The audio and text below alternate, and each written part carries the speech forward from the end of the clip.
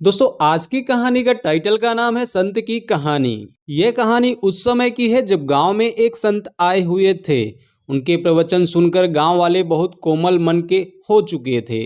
सभी लोग उनके प्रवचन सुनने के लिए सुबह ही उन संतों के पास जाते थे। एक दिन की बात है, गांव में चोरी हो गई थी। गांव वाले इस चोरी से परेशान हो गए थे, क्योंकि उन्हें यह नहीं पता था कि चोरी करने वाले लोग कहाँ से आए थे।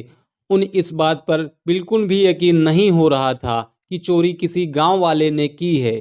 उनमें से एक ने कहा कि हमें महाराज जी के पास चलना चाहिए, वही हमारी समस्या का हल बताएंगे। जब सभी लोग संत के पास गए तो उनसे कहा कि हमारे गांव में आज पहली बार चोरी हुई है, तो हमें क्या करना चाहिए। अगर हमने कुछ भी नहीं किया तो वो चोर फिर से चोरी करने आएंगे। उस गांव में बाहर से कोई नहीं आता था, शायद वो चोर हो सकता है कि गांव में ही हो। संत ने जब अपने प्रवचन सुनाए तो उसमें एक बात कही कि जो मैंने अपनी उंगली में अंगूठी पहनी है वो सोने की है।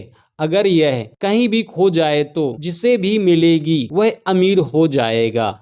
दोस्तों संत जब यह बात कह रहे थे तो वह चोर भी यह सब कुछ सुन रहा था। वह यही सोचने लगा कि मुझे यह अंगूठी लेनी चाहिए। इससे पहले कि संत यहाँ से जाएं, उससे पहले यह काम कर लेना चाहिए। चोर अंगूठी की तलाश में संत पर नजर रखने लगा था। संत को इस बात का पूरा यकीन था कि चोर अंगूठी को जरूर लेगा।